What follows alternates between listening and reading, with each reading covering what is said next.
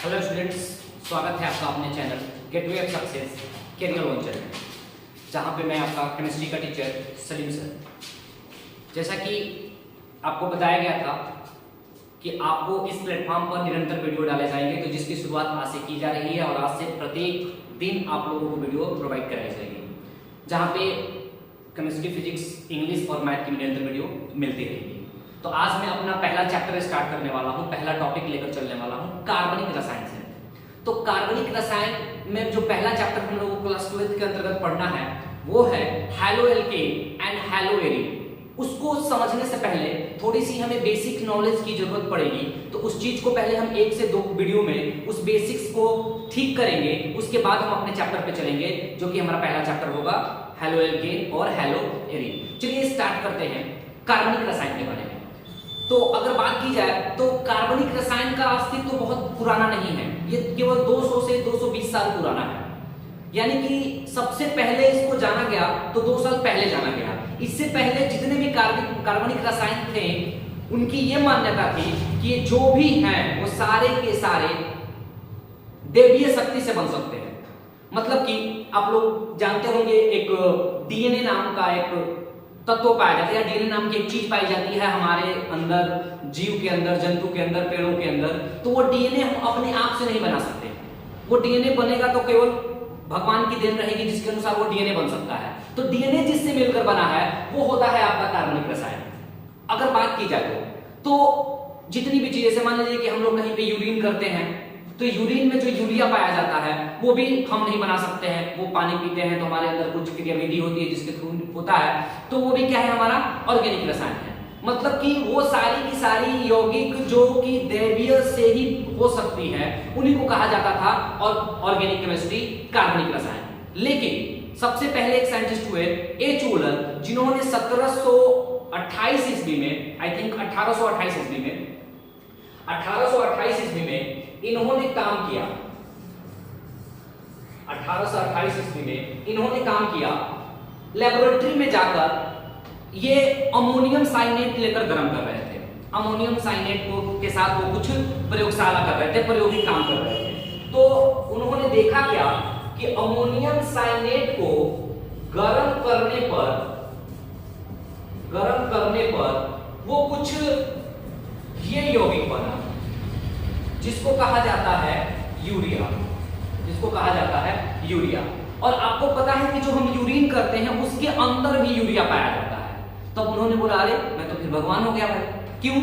क्योंकि ये यूरिया तो केवल दैवीय शक्ति से ही पॉसिबल थी, केवल दैवीय शक्ति ही बना सकती थी। लेकिन ये अमोनियम साइनेट लेकर काम कर रहे थे, तो इन्होंने क्या कर दिया, यूरिया बना दिया। और उस समय यह भी धारणा था कि ऑर्गेनिक यौगिक को, कार्बनिक यौगिक को किसी भी प्रयोगशाला में नहीं बनाया जा सकता। क्यों नहीं बनाया जा सकता? क्योंकि ये तो केवल और केवल भगवान बना सकते हैं, दैवीय शक्ति से भी पॉसिबल हो पाएगा। तब इनकी एक क्रांति आ गई भाई कि हमने तो यूरिया बना दिया। तब तक अभी कुछ दिन बीता ही था। 1845 ईस्वी में एक साइंटिस्ट हुए कोलबे, जिन्होंने एसिटिक अम्ल बना दिया। एसिटिक अम्ल बना दिया। अब एसिटिक अम्ल का अगर फॉर्मूला देखा जाए तो ये होता है CH3COOH। एसिटिक अम्ल बना दिया। अब बात होने लगी कि अरे भाई, जो एसिटिक अम्ल अंगूर में, इमली में पाया जाता है, सिरका में पाया जाता है ना, ये तो लेबोरेटरी में भी पॉसिबल हो गया। तो अब ये बात होने लगी कि ये दैवीय शक्ति नहीं है, दैवीय शक्ति की धारणा खत्म हो गई। फिर से बात आने लगी कि अब ऑर्गेनिक कंपाउंड, ऑर्गेनिक कार्बनिक यौगिक को भी प्रयोगशाला में बनाया जा सकता है, और इतना ज्यादा बड़े तौर पर बनाया जा सकता है, अब तो करीब बहुत ज्यादा बन जाता है। खैर, उस पर हम चर्चा नहीं करेंगे। तब एक बात आई कि भैया ऑर्गेनिक जो केमिस्ट्री है, यानी कि कार्बनिक रसायन है, उसके अंदर क्या खासियत है। तब पता चला कि क्या कार्बन और ऑक्सीजन रिस्पॉन्सिबल है कार्बनिक रसायन बनाने के लिए। तब पता चला कि चलिए हम कार्बन डाइऑक्साइड देख लेते हैं। तो कार्बन डाइऑक्साइड को लेबोरेटरी में क्या हम खुद ही बना सकते थे, लेबोरेटरी में भी कार्बन डाइऑक्साइड बन जाता था। तो जो प्रयोगशाला में बन जाए वो तो नहीं था फिर उस समय, यानी कि कार्बन और ऑक्सीजन रिस्पॉन्सिबल नहीं है कार्बनिक रसायन बनाने के लिए। तब जाके पता चला कि आखिर में वो कौन फैक्टर है जो रिस्पॉन्सिबल है कार्बनिक रसायन बनाने के लिए। तब जाके दिखाई दिया कि जो भी हमारे कार्बन और दूसरा तत्व रिस्पॉन्सिबल है वो है हमारा carbon plus hydrogen. Carbon plus hydrogen यानी कि वो सारे के सारे यौगिक कार्बनिक यौगिक कहलाएंगे जिसके अंदर कार्बन और हाइड्रोजन उपस्थित हो। यानी कि अब एक बात पता चली गई कि भैया हाइड्रोकार्बन ही मेन रिस्पॉन्सिबल है, हाइड्रो से हाइड्रोजन, कार्बन से कार्बन, हाइड्रोकार्बन ही रिस्पॉन्सिबल है ऑर्गेनिक केमिस्ट्री को बनाने के लिए, कार्बनिक रसायन को बनाने के लिए। तब यहां से एक परिभाषा उत्पन्न हुआ कि रसायन विज्ञान की वो भाषा, रसायन विज्ञान की वो शाखा जिसके अंतर्गत हम लोग हाइड्रोकार्बन या इसके व्युत्पन्न के बारे में पढ़ते हैं उसे ही कहा जाता है कार्बनिक रसायन, ऑर्गेनिक केमिस्ट्री। तो चलिए भैया अब तो हम समझ चुके हैं इस चीज के बारे में कि कार्बनिक रसायन क्या है। तो कार्बनिक रसायन एक रसायन की शाखा है। हाँ, तो इसके अंदर पढ़ते क्या है हम? तो हाँ, इसके अंदर हम हाइड्रोकार्बन के बारे में पढ़ते हैं या उससे बने व्युत्पन्न के बारे में पढ़ते हैं। यानी बेसिकली कार्बनिक रसायन के अंदर हमें क्या पढ़ना है? हमें पढ़ना है हाइड्रोकार्बन के बारे में। तो चलिए सीखते हैं कि हाइड्रोकार्बन कितने होते हैं और कैसे होते हैं। तो अगर अब मैं बात करूं हाइड्रोकार्बन के बारे में, हाइड्रोकार्बन के बारे में, तो हमारा हाइड्रोकार्बन दो तरह का होता है। हाइड्रोकार्बन हमारा दो तरह का होता है, एक होता है संतृप्त और एक होता है असंतृप्त। एक होता है असंतृप्त। अब संतृप्त के अंदर कौन आते हैं? तो संतृप्त के अंदर आते हैं एल्केन। संतृप्त के अंदर आते हैं एल्केन और असंतृप्त के अंदर आते हैं एल्कीन। असंतृप्त के अंदर आते हैं एल्कीन और एल्काइन। एल्कीन और एल्काइन, ठीक है, ये हाइड्रोकार्बन है। चलिए हमने एक चीज समझा कि हाइड्रोकार्बन किस किस से बनकर बना हुआ है? तो हाइड्रोजन और कार्बन से मिलकर बना है। तो चलिए एक चीज को समझते हैं हम। इनको समझने से पहले कार्बन का गुण, इनको समझने से पहले हम समझते हैं कार्बन का गुण। अगर मैं बात करूं कार्बन का गुण तो इसके अंदर मेजर दो गुण आते हैं। एक आता है कि कार्बन की एक खासियत होती है श्रृंखलन करने की, जिसको हम बोलते हैं कैटेनेशन प्रॉपर्टी। कैटेनेशन प्रॉपर्टी श्रृंखलन का गुण होता है। मतलब श्रृंखलन का मतलब क्या है कि कार्बन अपने आप से जुड़ सकता है। कार्बन अपने आप से जुड़ सकता है, चाहे तो एकल बंध से चाहे तो द्विबंध से अपने आप से जुड़ सकता है। दूसरी इसकी खास प्रॉपर्टी होती है कि कार्बन का चतुष्क संयोजकता होता है, यानी कि टेट्रा वैलेंसी होती है। कार्बन कुछ आपको इस तरीके से दिखाई देगा, 4 गो वैलेंसी होता है। अब कार्बन का एक और गुण है कि यह सहसंयोजक बंध बनाता है। कार्बन किसी और से मिलकर, ये चाहे हाइड्रोजन के साथ ही, ये सहसंयोजक बंध बनाता है। तो सहसंयोजक बंध बनाता है तो कार्बन 3 तरीके से दिखाई दे सकता है। या तो एकल बंध के साथ दिखाई दे सकता है कार्बन कार्बन के बीच में, जैसे कि मैं यहां पर अगर दिखाऊं तो कार्बन कार्बन के बीच में एकल बंध दिखाई दे सकता है, पहला। दूसरा, कार्बन कार्बन के बीच में द्विबंध दिखाई दे सकता है। तीसरा, कार्बन कार्बन के बीच में 3 बंध दिखाई दे सकता है। जहां पे कार्बन कार्बन के बीच में एकल बंध होगा वहां का संकरण sp3 होगा। जहां पे कार्बन कार्बन के बीच में डबल बंध होगा वहां का संकरण sp2 होगा, और जहां पर 3 होगा वहां पर sp होगा। ये आपको समझते हैं कि कार्बन कार्बन के बीच में अगर एकल बंध है तो उसका संकरण sp3 होता है, जहां पे कार्बन कार्बन के बीच में डबल बॉन्ड है वहां पर sp2 होता है, और जहां पर कार्बन कार्बन के बीच में ट्रिपल बॉन्ड है वहां पे sp होता है। ये कुछ कार्बन के हमारे गुण थे कि कार्बन का पहला गुण कि श्रृंखलन करता है। कार्बन अपने आप से जुड़कर हजारों करोड़ों अलग अलग यौगिक का निर्माण कर सकता है। अपने आप से जुड़ने की सबसे भारी इसकी एक गुण पाई जाती है जिसको श्रृंखलन कहा जाता है।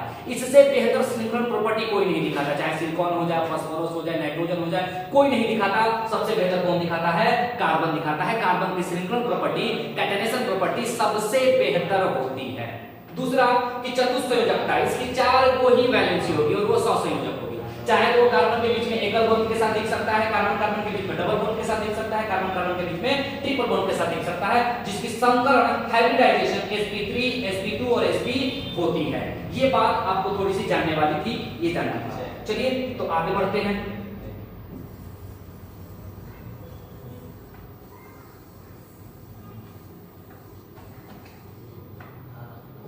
चलिए आते हैं अब एल्केन पर। तो हाइड्रोकार्बन्स जो दो तरह के होते हैं, संतृप्त जिसको सैचुरेटेड कहा जाता है और असंतृप्त को अनसैचुरेटेड कहा जाता है, अनसैचुरेटेड कहा जाता है। इसके अंदर एल्केन और एल्कीन मिलते हैं। तो अब हम बारी बारी से सीखेंगे एल्केन के बारे में, एल्कीन के बारे में और एल्काइन के बारे में। और इतना सीखने से पहले चलिए कुछ और चीजें सीखते हैं कि कार्बन अगर एक होगा तो उसका नाम क्या होता है। तो अगर कार्बन एक है तो उसका नाम होता है मिथ। अगर कार्बन की संख्या 2 है तो उसका नाम होता है एक। अगर कार्बन की संख्या 3 है तो उसका नाम होता है प्रो। और कार्बन अगर 4 है तो उसका नाम होता है ब्यूट। कार्बन अगर 5 है तो उसका नाम होता है हेक्स। अगर कार्बन की संख्या 6 है, सॉरी कार्बन की संख्या 5 है तो उसका नाम होता है पेन। कार्बन की संख्या 6 है तो उसका नाम होता है हेक्स। कार्बन की संख्या 7 है तो उसका नाम होता है हेप। कार्बन की संख्या 8 है तो उसका नाम होता है ऑफ। और कार्बन की संख्या 9 है तो उसका नाम होता है नौ।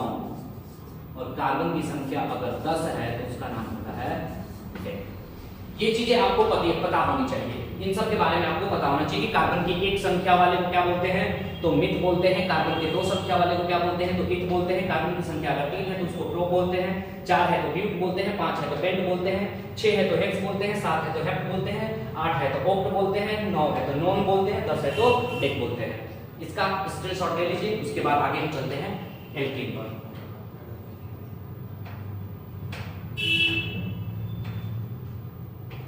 चलिए अब सीखते हैं हम एल्केन।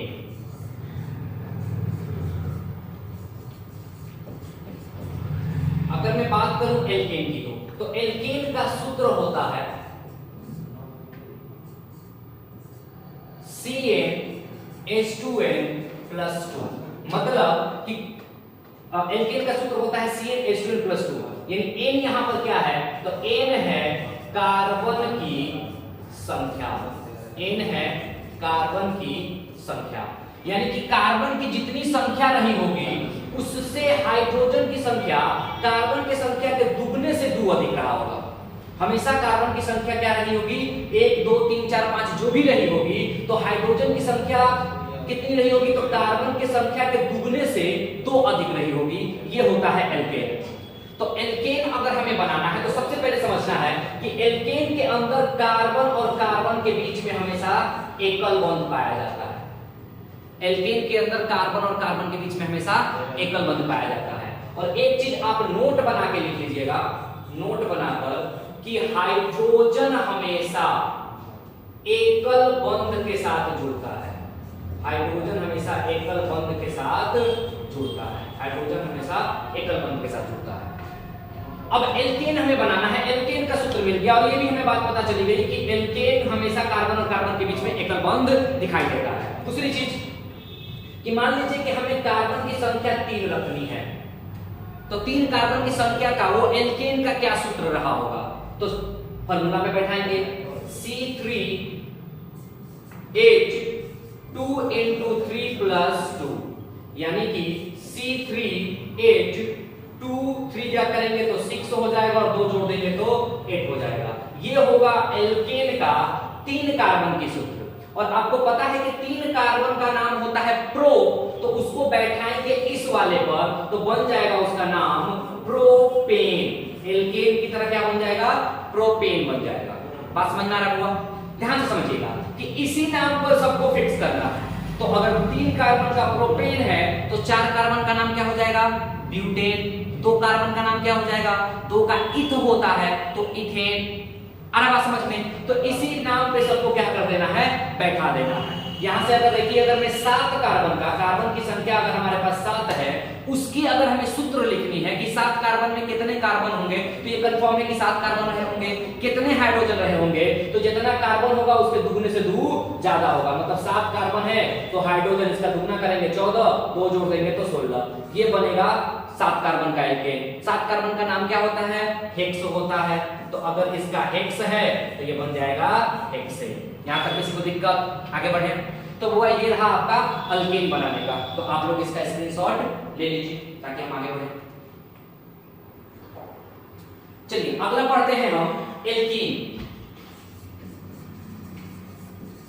अगर मैं एल्कीन का सूत्र की बात करूं तो एल्कीन का सूत्र होता है CnH2n।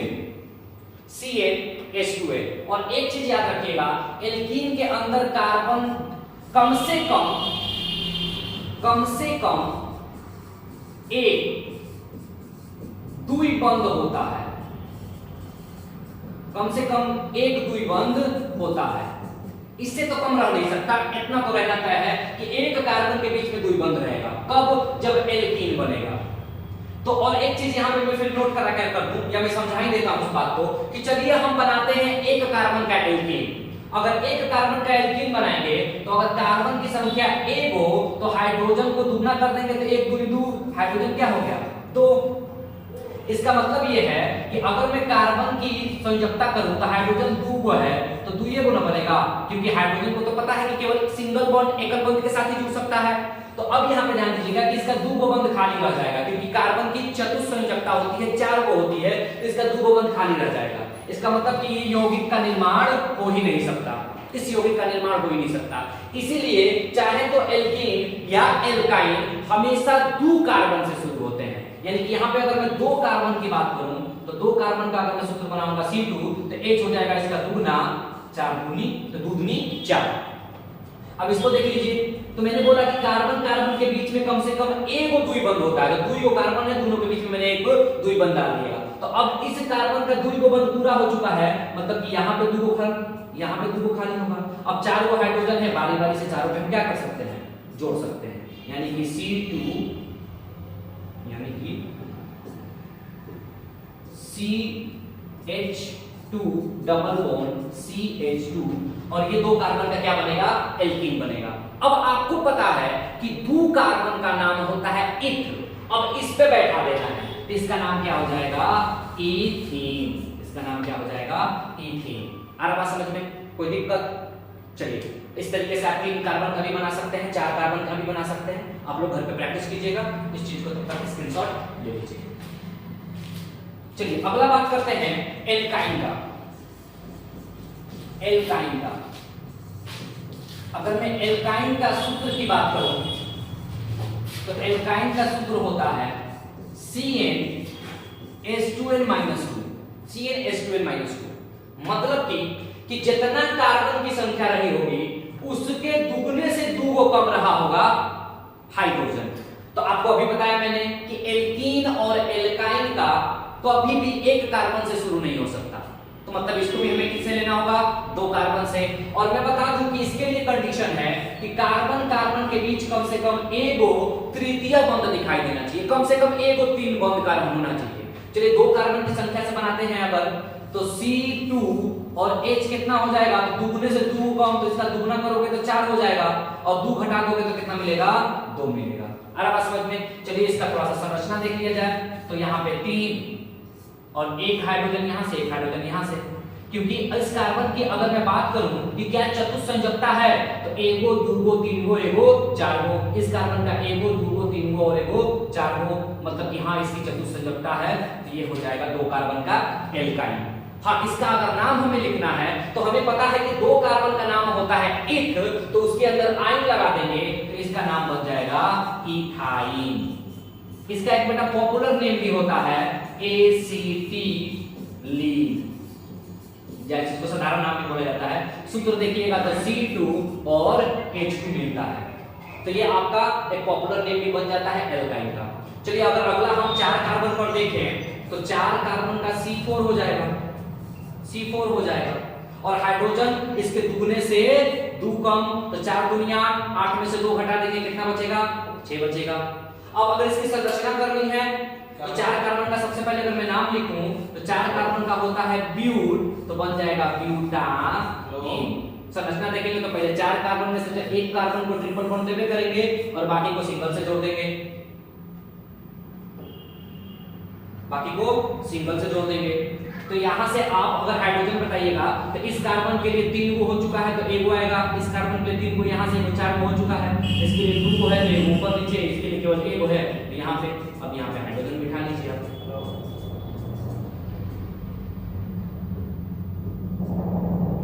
और यहां पे एक हाइड्रोजन, देखिए काउंट कीजिएगा तो 6 इसके अंदर हाइड्रोजन आ जाएंगे, ये ब्यूटाइन का स्ट्रक्चर रहेगा। तो वो हम लोग यहां से अब सीख चुके हैं एल्काइन, एल्कीन और एल्केन। आई थिंक ये क्लास 9, 8 या 10 में भी बहुत सारे बच्चे पढ़े होंगे, 11 में भी पढ़े होंगे, लेकिन मैंने इस थोड़ी सी बेसिक को रखा है ताकि आप लोग थोड़ा सा इस चीज को समझते हुए चलिए। चलिए आगे चलते हैं हम। अब हम ऑर्गेनिक केमिस्ट्री के बारे में पढ़ चुके हैं, हम हाइड्रोकार्बन को समझ चुके हैं, तो अब इनका थोड़ा सा नाम समझते हैं कि इनको किस तरीके से नाम दिया जाता है, क्योंकि नाम अगर नहीं समझेंगे तो हम अभिक्रिया नहीं करा पाएंगे। तो नाम समझने के लिए चलिए हम देखते हैं कि किसी कार्बनिक रसायन को कितने नामों में बांटा जा सकता है। तो कार्बनिक रसायन को यानी कि कार्बनिक यौगिक को, कार्बनिक यौगिक को 2 भागों में बांटा जा सकता है। कार्बनिक यौगिक को 2 भागों में बांटा जा सकता है। पहला कि इसके अंदर या तो एलिफाटिक आएगा,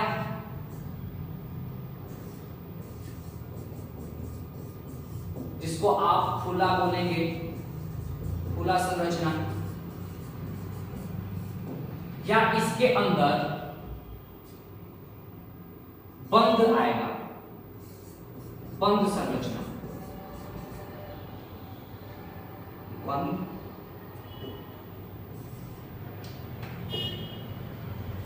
संरचना,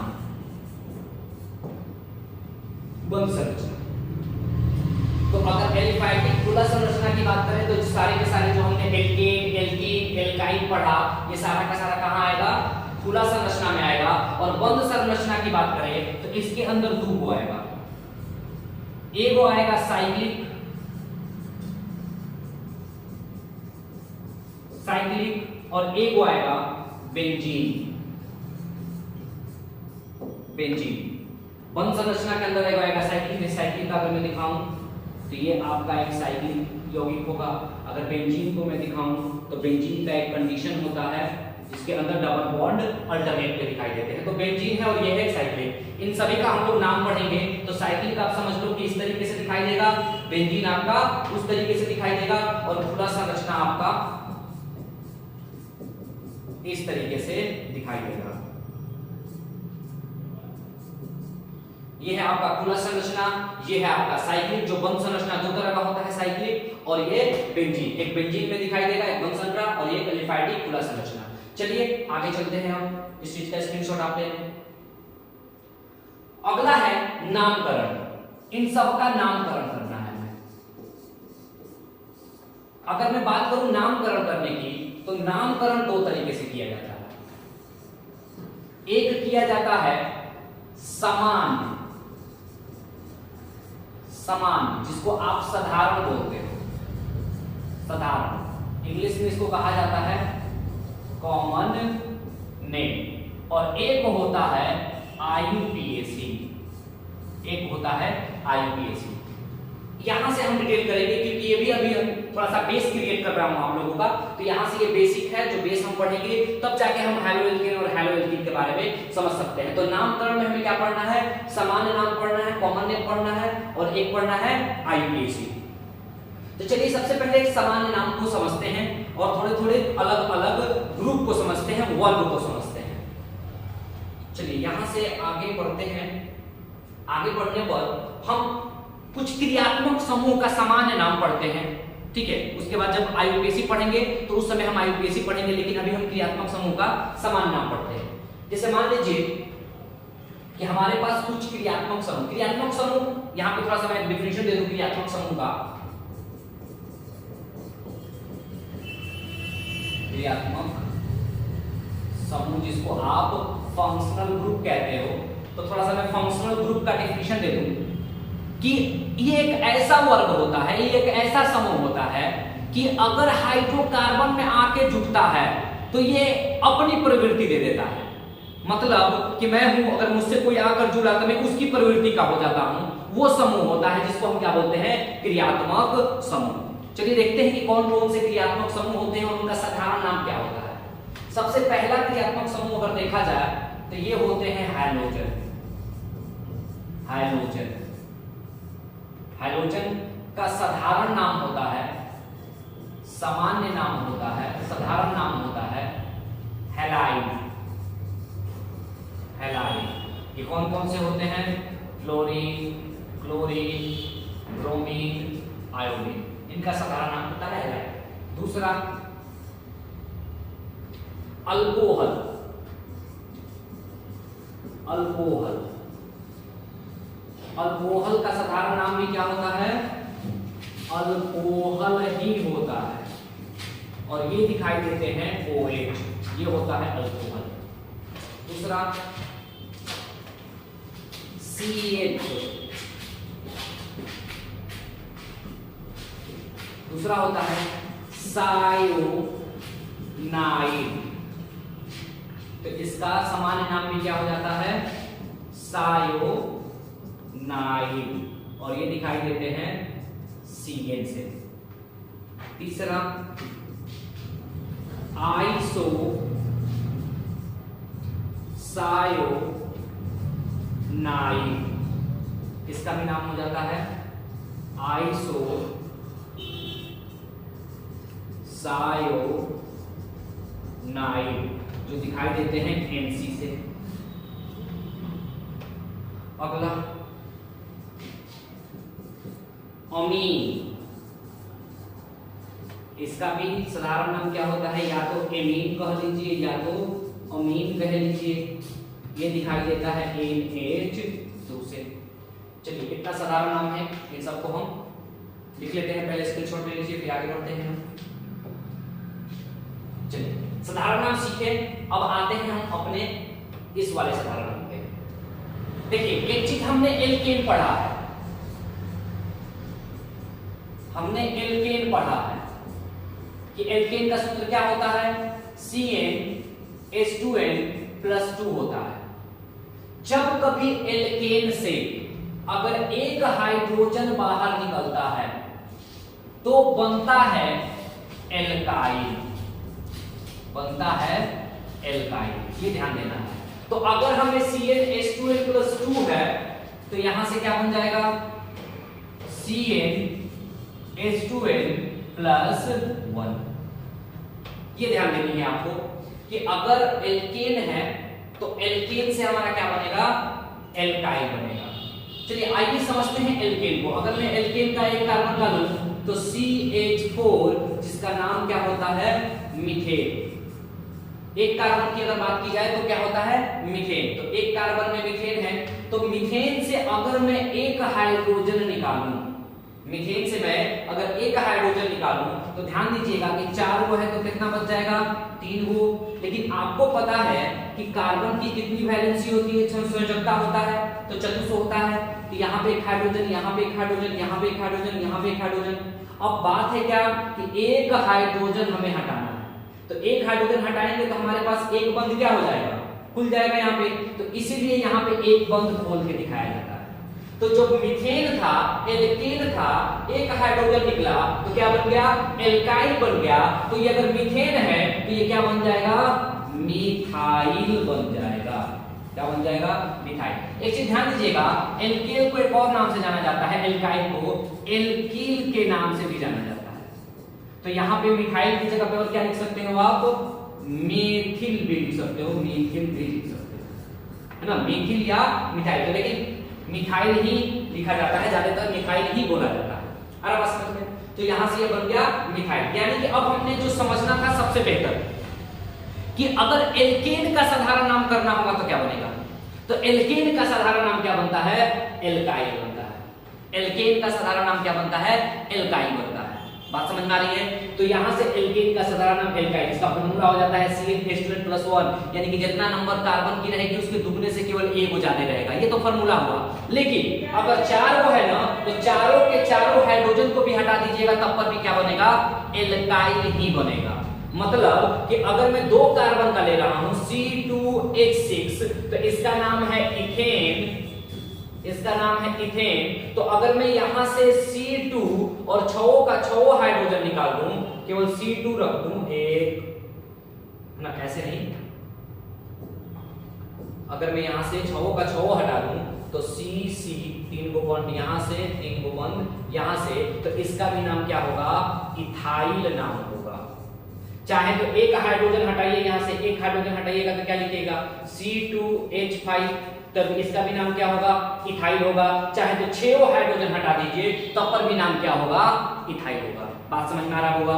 ये बहुत इंपॉर्टेंट है, इसको बढ़िया समझिएगा कि जब एल्केन से हाइड्रोजन को हटाया जाता है और उसके जगह पर कोई और वर्ग को जोड़ा जाता है, अभी मैंने वर्ग जोड़ा नहीं है, लेकिन एल्केन से एक हाइड्रोजन हटाते हैं तो क्या बन जाता है? एल्काइल बन जाता है। ये बहुत इंपॉर्टेंट है, इस चीज को समझना था कि एल्काइल आपका यहां तक रहेगा, कि एल्काइल जब बनेगा तो एल्केन से एक हाइड्रोजन हटेगा तो आपका क्या बनेगा? एल्काइल बनेगा। ठीक है, तो यहां से आप इस चीज का स्क्रीनशॉट ले लें और इसको समझिए।